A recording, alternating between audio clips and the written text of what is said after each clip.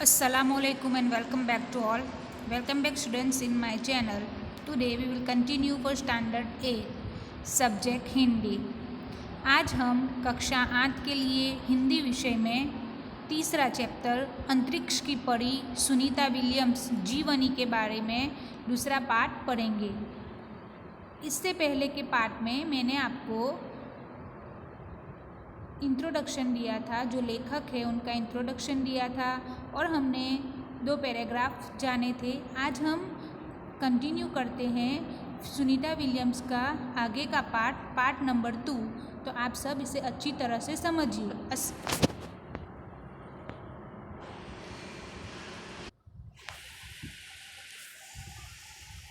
सुनीता का जन्म 19 सितंबर 1965 ईस्वी सन को ओहियो अमेरिका में हुआ था। मुक्त वातावरण में पली सुनीता के साहसिक वृत्तियाँ उभर सकी। उनका जन्म कहाँ हुआ था?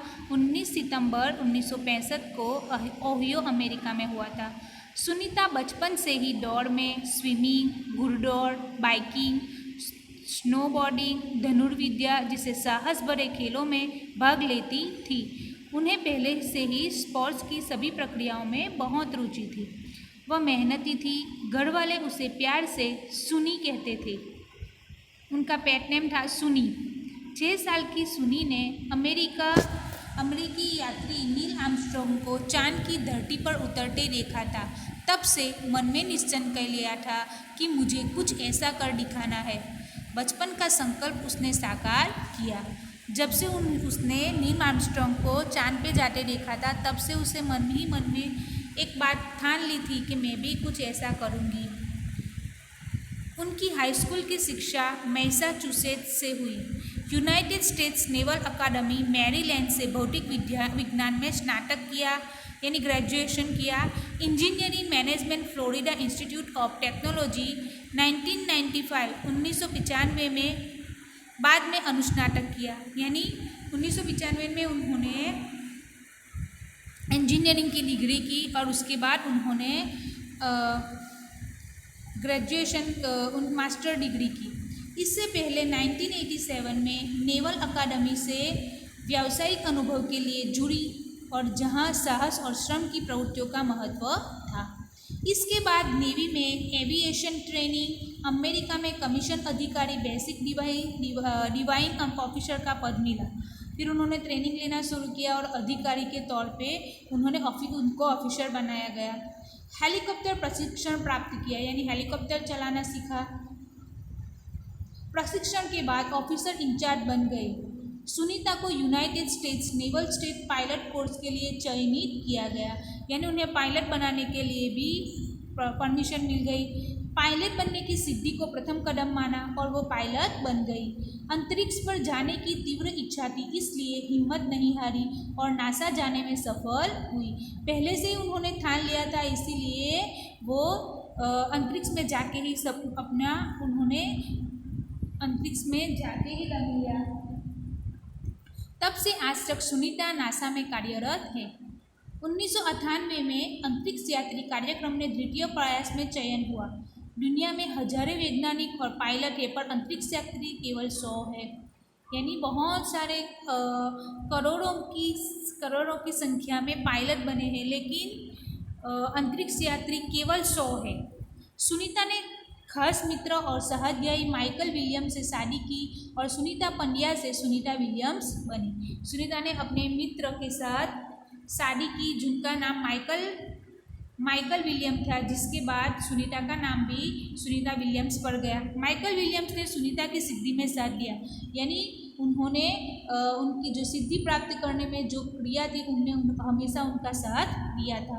सुनीता को अंतरिक्ष परी बनाने में कल्पना चावला ने ही प्रेरणा स्रोत काम किया है।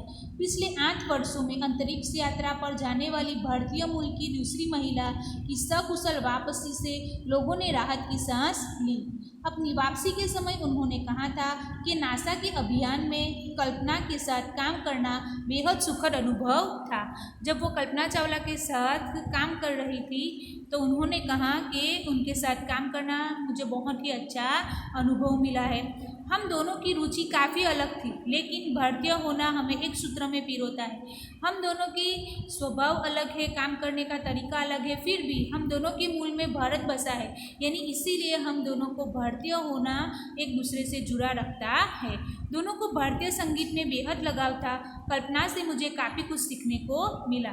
दोनों को भारतीय संगीत में भी रुचि थी और बहुत सारी बातें उन्होंने कल्पना चावला से सीखी थी। जून 1998 में सुनीता को नासा के लिए चयनित किया गया। अगस्त 1998 में उन्होंने नासा में प्रशिक्षण आरंभ कर दिया। 1998 में उन्होंने नासा को ज्वाइन किया और उनका प्रशिक्षण यानी तालीम लेना शुरू हुआ। कड़े प्रशिक्षण के बाद सुनीता खुद अंतरिक्ष यात्रा के लिए तैयार हो गई। सुनीता बताती है कि अंतरिक्ष स्पेस स्टेशन में जिंदगी आसान नहीं है। खाने से लेकर नहाने तक यहाँ सब कठिन है और लौटने में मुश्किल होती है। वहाँ पे अंतरिक्ष में रहना बहुत कठिन है। खाने से लेके, पीने से लेके, सोने से लेके नहाने तक सारी क्रियाओं में तकलीफ होती है और वापस लौटने में भी बहुत तकलीफ होती है। आरंभ में चलने फिरने में दिक्कत होती है, हड्डियाँ कमज़ोर हो जाती है, दिमाग तैयार होने में समय लगता है। सुनीता ने खुद को अंतरिक्ष प्रशिक्षण लेकर तैयार किया। उन्होंने अंतरिक्ष यात्री बनने की ये सारी चीज़ें अपने तालीम के भाग के रूप में सीख ली थी। वैज्ञानिक तकनीकी बड़े व्याख्यान, रूस में रहकर अंतरिक्ष कार्यक्रम तथा उनके यान आदि के बारे में जानकारी प्राप्त की। उनके गोताखोरी में अनुभव होने वाली भरहीनता से स्पेस वॉक प्रशिक्षण में सहायता प्रदान की। अंतरिक्ष यात्रा के संदर्भ में बहुत सी वैज्ञानिक जानकारियाँ और मुश्किलों के बारे में जाना। वे अंतरिक्ष के संभावित खतरों से खेलने के लिए पूर्णतः तैयार हो चुकी थी। नासा में जब उन्होंने अंतरिक्ष यात्री बनने का जो तालीम ली, उस दौरान उन्होंने बहुत सारी चीज़ें वहाँ पे सीख ली थी। अंतरिक्ष यात्री बनने के अब सारे गुण उनमें मौजूद थे। सुनीता पूरी तैयारी के लिए 9 दिन पानी के अंदर भी रही। ये तालीम के तौर पे, ये ट्रेनिंग के भाग के रूप में वो 9 दिनों तक कहाँ पे रही? पानी के अंदर रही। प्रशिक्षण खत्म होने में करीब 8 साल लगे, यानी तालीम लेने के लिए उन्हें कम से कम 8 साल लगे। 8 साल में वो पूरी तरह से अंतरिक्ष यात्री बनने के लिए तैयार हो चुकी थी। तो स्टूडेंट्स, आज हम यहाँ तक जान पढ़ते हैं। नेक्स्ट पार्ट में मैं आपको आगे का चैप्टर एक्सप्लेन करूँगी। आप इसे अच्छी तरह से समझिए। Till then be safe at home, concentrate on study. अस्सलाम वालेकुम।